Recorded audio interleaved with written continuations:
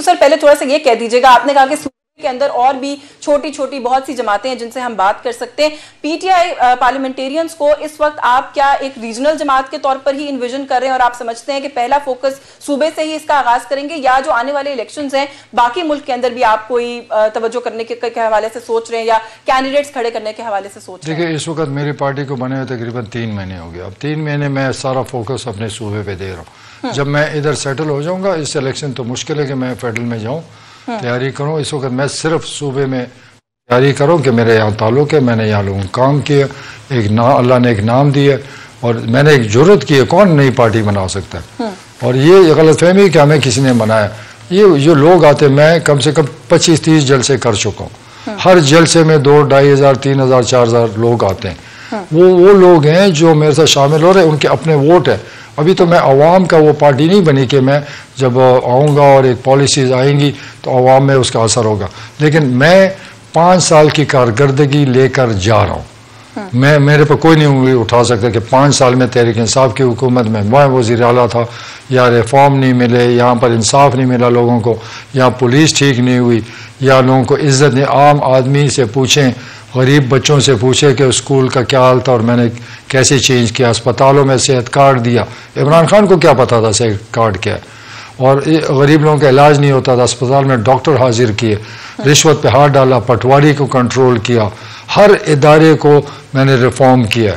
और मेरी एक सोच है, मैं किसी पे एहसान नहीं है, मैं सारी ज़िंदगी ये सोचता हूँ कि पाकिस्तान में या मुझे अगर मौका मिला तो स्कूल ऐसा होना चाहिए, अस्पताल ऐसा होना चाहिए, सड़कों की क्वालिटी आप आकर देखें, बिल्डिंग्स की वो जो स्टैंडर्ड क्वालिटीज़ देखें, उसके नक्शे देखें, वो सब कुछ में मैंने दिन रात काम किया। फिर दिन रात काम करने रिजल्ट के बाद इमरान खान ने जो सिला दिया, मेरे दिल में वो तकलीफ है क्योंकि मैं उस रिफॉर्म्स को आगे लेना चाहता था। लेकिन थोड़ी सी ये ज्यादती नहीं है कि अगर आप ये कहें कि सेहत कार्ड का इमरान खान को क्या पता था? सपोर्ट जमात की होती है तभी, बेशक हो सकता है वो आप ही का ब्रेन चाइल्ड होगा, लेकिन सपोर्ट के बगैर तो आप इम्प्लीमेंट नहीं कर सकते। नहीं, उनकी क्या सपोर्ट थी? सूबे से हमने फंड दिए, सूबाई फंड बजट से मैंने डाला, उनकी क्या सपोर्ट थी? मतलब वो तो BRT भी नहीं चाहते थे, वो तो मुखालिफ थे।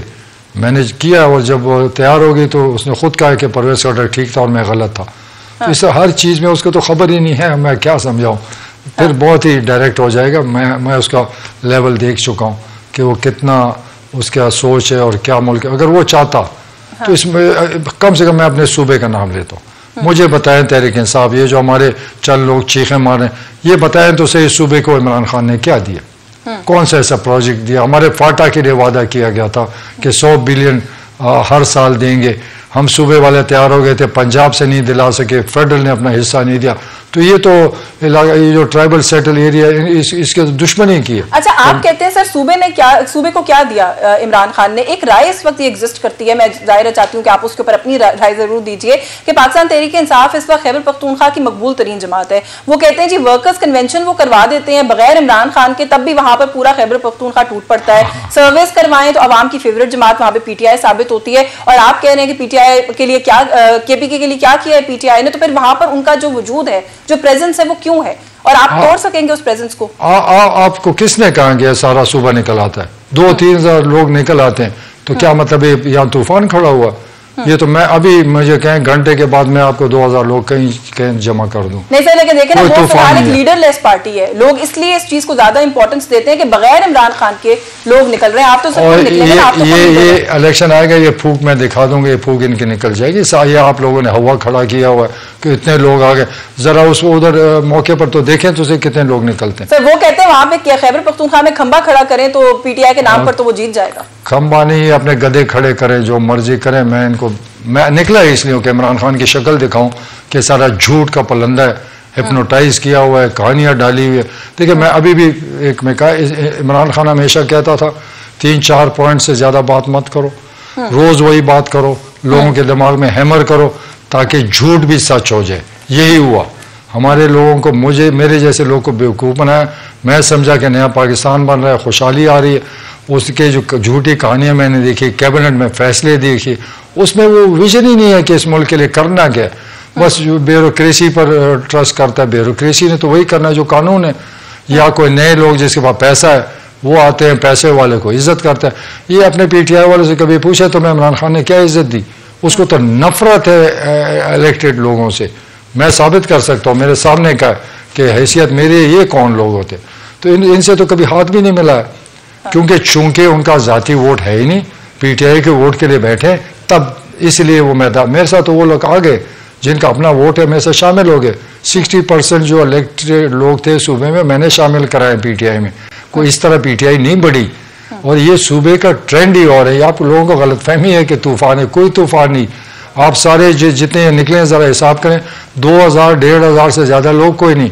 अब 1500 एक ज़िले में, आपको पता है कितना वोट है? जहाँ 1-2 कौमी असम्बली की सीटें होती, वहाँ पर जनाब सिर्फ वोट 9 लाख होता है। जहाँ बड़े ज़िले वहाँ पर 20-20 लाख वोट होता है। और अगर आप उसके लोगों के हिसाब करें तो हर ज़िले में 25-30 लाख लोग हैं, उसमें 1500-2000 जमा करना तो कुछ भी नहीं है। ये निकाले ना, मैं तब मानूंगा कि जिले में निकले और 15-20 हजार लोग जमा करके। खट्टक साहब, लेकिन ये जो भी आप बात कर रहे हैं ना, इमरान खान साहब की हुकूमत जाने के बाद जो खुद उन्होंने स्टेटमेंट्स दिए और कुछ 1-2 बयानात आपने भी दिए, उससे ऐसा लगता है कि इमरान खान साहब तो मजलूम थे, उनके तो हाथ में कुछ नहीं था। उन्होंने कहा जी कि मुझे तो जनरल बाजवा का नाम लिया कि वो कुछ नहीं करने देते थे। आपने कहा कि वज़ीर आज़म इमरान खान थोड़ी था, वज़ीर आज़म तो आज़म खान था। फिर सारी चीज के लिए कसूरवार इमरान खान कैसे हो गए? इमरान खान मजलूम कैसे था? जुल्म तो वो करता था। मेरे सामने ये आर्मी चीफ को कहता है इसको गिरफ्तार करो, इसको गिरफ्तार करो, महीनों ये चल। किसको गिरफ्तार करो? मैं नाम तो नहीं लेता, जो गिरफ्तार हुए वो इसके कहने पर गिरफ्तार हुए। एंड में जनरल बाजवा मेरे सामने खड़े हैंड्स अप किया कि मैं बस नहीं कर सकता। ये कहता है कि इसको भी रगड़ो, इसको भी रगड़ो, इन सबको ख़त्म करो और मैं आ जाऊँ। वो एक डिक्टेटर है और उनको इस्तेमाल करता था। एंड में चीफ जो है हैंड्स अप कर गया कि बस मैं नहीं कर सकता हूँ, ये तो हर एक को कहता है भाई इन सबको ख़त्म कर दो और बस मैं रह जाऊँ। तो वो तो डिक्टेटर है यार। मैंने खुद वो देखा है कि वो जो ऑर्डर करता था, और खफा किस बात, नाराजगी किस बात पे हुई? नाराजगी यही थी ना। जैसे सीनियर और भी बहुत लोग हैं जो अब खुल कर सामने आ रहे हैं, और जो बात आप कर रहे हैं ऐसे ही अकाउंट्स, सिमिलर अकाउंट्स जो है वो लोगों के सामने रख रहे हैं। सर फिर आप कहेंगे कि आपको क्या है सवाल, तो सर फिर हमारा पूछना बनता नहीं है बतौर मीडिया के, जब भी आपके सामने डिक्टेटरशिप चल रही थी डेमोक्रेसी के डिस्गाइज में, आप लोग उस वक्त क्यों नहीं बोले? उनके दौरे इक़्तिदार के बीच में क्यों नहीं आवाज उठाई? नहीं, मैंने बहुत चीजों पर, मैं वाहिद आदमी था कि कैबिनेट में भी इतराज करता था, जाती तौर भी करता था, बहस भी बड़ी होती थी। लेकिन खान साहब ऐसे है कि मैं चूंकि एजुकेशन में था, मैं उससे सीनियर था, मुझे कभी उसने सख्त जवाब नहीं दिया। मानता था, मैंने इकॉनमी पर भी ये उनसे बात की कि डॉक्यूमेंटेशन करें, कैबिनेट में बात की। मैंने कहा जो मैं अभी आपको बताता हूँ, इस मुल्क को जो लीडर डॉक्यूमेंट कर गया उसने मुल्क की शक्ल बदल देनी। जब तक पाकिस्तान डॉक्यूमेंट नहीं होगा, जितने मर्जी शीखे मारो, फरिश्ते भी लेकर आओ, ये मुल्क तरक्की नहीं कर सकता। आपको जो मौजूदा इस मुल्क की सियासी लीडरशिप है, उनमें से किसी में ये पोटेंशियल नजर आता है? क्योंकि आपने तो कह दिया कि आप तो फिलहाल सूबे पे फोकस करेंगे, मरकज में आपको इन सियासी जमातों में से किसी में ये पोटेंशियल नजर आता है जो आप कह रहे हैं वो ये कर गुजरे? नहीं, मुझे तो किसी से उम्मीद नहीं है, क्योंकि मैं टीवी में देख रहा हूँ, इनकी पॉलिसी देख रहे हैं। पॉलिसी किधर है? आपने इनकी तकरीर सुने कि हमें मौका दो, हम फिर ये करें। भाई पिछला बताओ तो सही, ये मुल्क डूबा किसने, इसको डबोया किसने, इसको बेरोजगार किसने किया, इसमें महंगाई कौन लाया, कर्जे किसने लिए, शराइत कौन माना है, ये मुल्क को कौन इधर, दुनिया कहीं कहीं चली गई। हम तो डूबते जो लोग आसमान पे जा रहे हैं, हम जमीन में घुस रहे। तो कसूर तो किसी का होगा ना। कोई हवा में खुदा तो नहीं करता, खुदा तो जुल्म नहीं करता। इन्हीं लोगों ने कुछ अच्छी पॉलिसी नहीं दी, इंडस्ट्री नहीं लगाई। इन्होंने देखो हमारे दौर तो इंटरनेशनल रिलेशन भी ख़राब हो गए, सारी दुनिया से ताल्लुक भी ख़राब हो गया। इस वक्त दुनिया में पाकिस्तान की हैसियत टके की नहीं रही, क्योंकि हमारी आंखें नीचे, हम कर्जदार हैं, और फिर शर्तों पर फिर हम महंगाई करते हैं। वो जब कर्ज देते हैं वो कहते हैं हमें वापस चाहिए होगा, आप बिजली महंगी करो, गैस महंगी करो। ये कोई खुद ब खुद नहीं हो रहा, ये इनके कर्जे लेने और उसको अयाशी में या गलत खर्च करने में ये नतीजा गरीबों आम लोग पे, आम लोग लुट गए। इस मुल्क के लोग तबाह हो रहे हैं, क्योंकि इन्होंने जो इस मुल्क को जिस तरह चलाया उसका नतीजा सामने। जिस लीडर ने अच्छा मुल्क चलाया वो चला गया। पीडीएम से जुड़ी जमातों का मौकफ है कि जो कुछ आप कह रहे हैं वो जमातें इसका सारा मलबा इमरान खान पे डालती हैं। वो कहती हैं आईएमएफ के साथ गलत निगोसिएशन, सख्त निगोसिएशन, उस मायदे की वायलेशन, उसके बाद किसी भी माशी पॉलिसी पर उनके अंदर अदम दिलचस्पी, उसके अंदर कोई फोकस ना रखना, जिसकी वजह से आज हम इस हालत पर पहुंचे हैं। नहीं, ये सारा गपशप है। देखें, मुझे याद है अयूब खान के दौर तक ये मुल्क तरक्की कर रहा था, कोई कर्जा नहीं था, खुशहाली थी, कारखाने लग रहे थे, हम बहुत आगे जा रहे थे। वो ममालिक जो हमसे आगे नहीं गए, वो हमारे पीछे थे। जब से ये सियासी मदारी आए, इन्होंने कर्जे लेने शुरू किए, वो कर्जे बढ़ते गए, तो हर दौर में कर्जा लिया गया। ये नहीं खाली इमरान खान ने, नवाज शरीफ के दौर में भी, जरदारी के दौर में भी, जो भी इस मुल्क में आया उसने कर्जे लिए। किसी ने कोई कर्जे कम किए, किसी ने कर्जा उतारा, किसी ने कोई अच्छी पॉलिसी बनाई, इंडस्ट्री के लिए कोई अच्छी पॉलिसी दी कि एक्सपोर्ट बढ़ जाए, डॉलर बढ़े, टैक्सेशन का अच्छा निज़ाम बन जाए, ताकि देखें सिंपल है, आप इस मुल्क में सही सिस्टम लाएं टैक्सेशन का, पाकिस्तानी रुपया आएगा, फिर आप एक्सपोर्ट में ड्यूटी ख़त्म करें, इंपोर्ट पे ड्यूटी ख़त्म करें, ताकि डॉलर आए और इंडस्ट्री चले। तो जब तक आपके पास पाकिस्तानी पैसा अगर होगा, जो जाली नहीं, जो जाली प्रिंटिंग, जो पाकिस्तानी पैसे को बढ़ाएंगे, फिर आप जो ड्यूटीज़ है उसको ख़त्म कर दें, आपके एक्सपोर्ट बढ़ेंगे, आप इंपोर्ट पर ड्यूटीज़ कम करें, आपकी इंडस्ट्री चलेगी, तो मुकाबले में पाकिस्तान आएगा। अगर ये बैलेंस नहीं हुआ, ये याद रखना, मैंने बहुत सोचा, इस पर बहुत डिस्कशन हुई, ये जब तक पाकिस्तान में ये बैलेंस ठीक नहीं होगा, जो मर्जी फरिश्ता लाओ ना, हम डूबते जा रहे हैं, डूबते जाएंगे। सर, असद उमर साहब को खैर लेकर आए थे इमरान खान साहब, बड़ा उनको मार्केट भी उन्होंने किया कि वो इस मुल्क के सबसे बेहतरीन माशी विजर्ड है, लेकिन हुआ उनसे भी कुछ नहीं। अनफॉर्चुनेटली हम लोगों को लाते हैं, मार्केट करते हैं, लेकिन बस की बात किसी की भी नहीं होती। ये जो सारे मसाइल आपने बताए, आप अपने मुखालफिन को आजकल कहीं ना कहीं देखते सुनते होंगे। बिलावल भुट्टो साहब ने इसका हल तो बताया है सर, वो कहते हैं कि सारे पुराने सियासतदान जो है बैक सीट ले लें, नौजवान की आदत को आगे आने दें, ये इनके बस की बात नहीं है। देखिए बात ये, असद उमर या मैं या कोई कुछ नहीं कर, ये विजन और पॉलिसी वो लीडर देता है। मैं जब चीफ मिनिस्टर था तो मेरा कोई वजीर का विजन नहीं था, मैं पॉलिसी देता था, फिर उनसे इम्प्लीमेंट करता था, उस वजह से रिजल्ट आया। अगर लीडर के पास विजन ही ना हो और औरों से पूछेगा तो फिर क्या लीडर हुआ, वो क्या खाक लीडर बनेगा।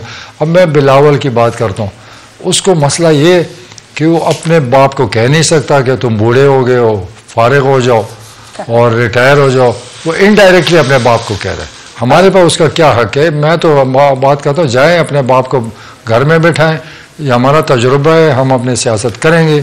ये कौन होता है कि हमें कहे सियासत मत करो। ये हम कहेंगे कि बच्चे सियासत छोड़ दे, क्योंकि तजुर्बा कोई नहीं। बिलावल का क्या तजुर्बा है, गोल्डन स्पून के साथ पैदा हुआ है, बिलियन रुपीस उसको मिले हैं तैयार में, हराम के 16 महीने इस मुल्क के वजीर खारजा रहे हैं। उन्होंने इस मुल्क के लिए जो डिप्लोमेटिक जिस तरह के उसमें थे वो मुलाकातों पर, और वो कहते हैं जी मैंने तो आइसोलेशन से बाहर निकाला है पाकिस्तान को पिछले 16 महीने में। कौन से मुल्क के साथ हमारे अच्छे ताल्लुक है, कौन से मुल्क ने हमें इन्वेस्टमेंट कराई, कौन से मुल्क के साथ इसने एग्रीमेंट किया कि हम इतने बिलियन डॉलर्स के इन्वेस्टमेंट ला रहे हैं, कारखाने लगा रहे हैं। और खाली मीटिंग्स क्या होती है, वज़ीर ख़ारजा जब जहाँ भी जाएगा दूसरा वज़ीर ख़ारजा उसे मिलेगा। उसने तो सारा वक्त बाहर निकाला है। उसने फॉरेन पॉलिसी मुझे एक तो दिखा दें कि इस मुल्क के साथ रिलेशन ख़राब था, अच्छा हो गया, इस मुल्क में इन्वेस्टमेंट नहीं आ रही थी, मैं लेकर आया। कौन सी इन्वेस्टमेंट लेकर? इसमें जनाब आली हमारी फ़ौज का बहुत किरदार है, वो सारा कुछ वही कर रहे हैं। ये सारे ऐसी बातें करते हैं, इनकी तो कोई सुनता नहीं, इनकी हैसियत ही कोई नहीं। इस मुल्क में जो हमारी फ़ौज हमारे इंटरनेशनल रिलेशन में भी काम करती है और लोकल भी काम करती है।